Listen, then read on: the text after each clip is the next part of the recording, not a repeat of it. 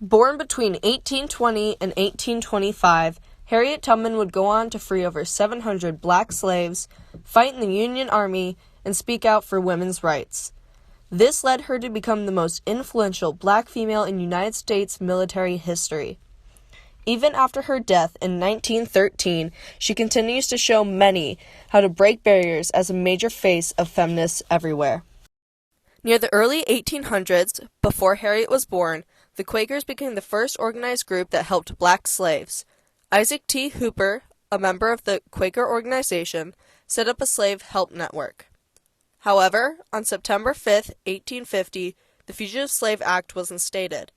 The act stated that a person could not help a fugitive slave that was escaping from its owner. Helping an escaped slave was punishable by jail time. Even with this law, many people still help slaves flee to safety. Historians speculate that Harriet Tubman was born between 1820 and 1825 in Dorchester County, Maryland. Born Armenta Rose, the fifth of 9 children, to Harriet, Rick Green, and Ben Ross, she later changed her name in honor of her mother, Harriet. In her childhood, Harriet's mother, father, and siblings referred to her by the nickname Minty. Her father taught her how to lumber at a young age, and even though she was under 5 feet tall when she was fully grown, she was able to perform the hard labor. Lumbering also gave Harriet a connection to free black sailors who shipped the wood north. By this she was able to learn the secret languages that they used on trade routes. Harriet's childhood, nothing less than tragic, consisted of daily beatings and psychological trauma. Being born on a plantation to a slave mother required her to take care of her owner's children at a very young age. Harriet's owners physically abused her every time their child cried, never taking into account whether it was her wrongdoing that caused the tantrum or not. During Harriet's childhood, many slaves attempted to escape slavery. In one instance, a slave attempted to escape, though their owner followed shortly behind. Harriet jumped in front of the door that the slave ran through, blocking the chaser's path. Attempting to hit the fleeing slave, the pursuer threw a weight, missed, and hit the small girl in the doorway. Harriet recuperated in the main house for the next few days, though she never fully recovered. Harriet suffered seizures for the rest of her life, as well as what she claimed were dreamlike trances containing visions from God, which only strengthened her religious faith. This accident may have strengthened her faith, but the injury she sustained made it hard for her owners to hire her out to other families, causing them to consider selling her. Even after her injury, Harriet found a husband. A free man, John Tubman, married Harriet in 1844. Mixed marriages between enslaved and free black people became commonplace in the Carolinas at the time.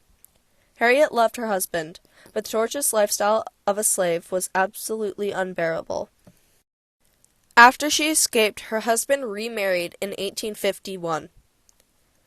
When she escaped, she married a man named Nelson Davis in Auburn, New York in 1869.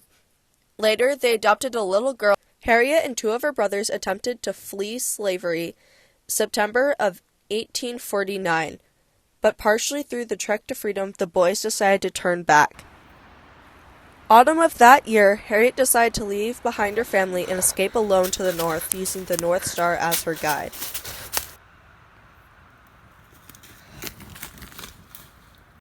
To escape, Harriet used a network called the Underground Railroad. Using a series of secret paths and waterways, safe houses, churches, and schools, she successfully made it to the north.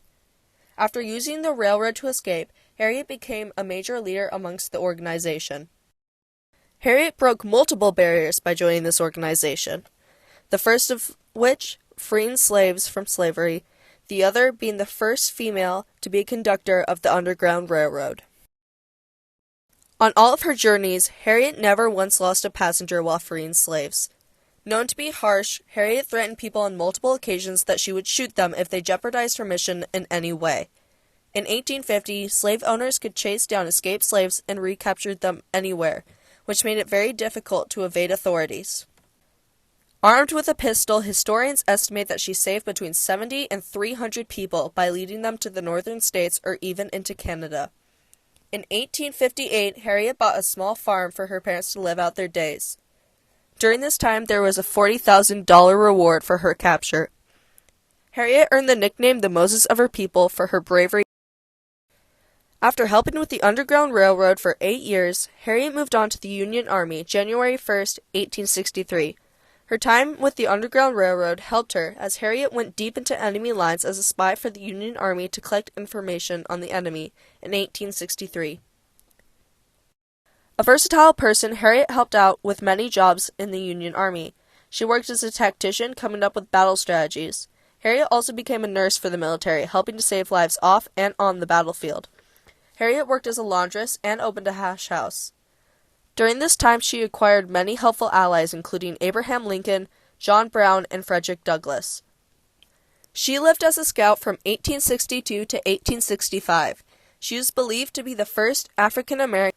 As one of her duties, plantation raids were very important to Harriet. In 1863, she became the first woman in the United States to plan and lead a military raid. Harriet led a raid later known as the Combahee River Raid. Being illiterate, Harriet had to remember every detail and strategy she thought up, including how to get to the plantation and the daily habits of the plantation. Harriet Tubman traveled to South Carolina to establish relations with slaves. June 2nd, 1863, Harriet and John Brown put into motion their covert operation. Armed with gunships, 50 scouts, and 300 men, they raided a plantation on the Combahee River. After giving the signal, hundreds of slaves rushed to rowboats as gunfire erupted. Over 700 black slaves gained their freedom that day. After the slaves fled, the plantation burned to the ground. After the war, Harriet worked as a humanitarian and activist in New York. She conducted 19 raids total. Harriet Tubman changed the lives of countless slaves, though she was never rewarded a soldier's pension by the U.S. government. A soldier's pension is a reward for people who can't qualify for a normal military retirement. Harriet most likely did not receive a soldier's pension due to the fact that recognition for female soldiers did not exist at the time. Harriet eventually did receive a nurse's pension, but it did not pay as much as a soldier's one. Harriet continued to fight for her rightful pension until the day she died. Harriet founded the Harriet Tubman Home after she retired from the military. This facility helped care for poor, ill, and elderly people of color. Along with building the home, she also built a school on behalf of enslaved people. Later in life, she was sent to Harriet Tubman Home to be taken care of in her old years. The home asked for public funds to help take care of the ailing activist. After living there for a few years, she passed away from pneumonia, March 10, 1913. Harriet was thought to be between 95 and 100 years old at the time of her death. After enduring the hardships of her life, Harriet Tubman broke many barriers and became the most influential black female of the Civil War. Using her inner strength, she led hundreds of slaves to freedom. She became known as the Moses of her people and continues to inspire thousands upon thousands of people to this day.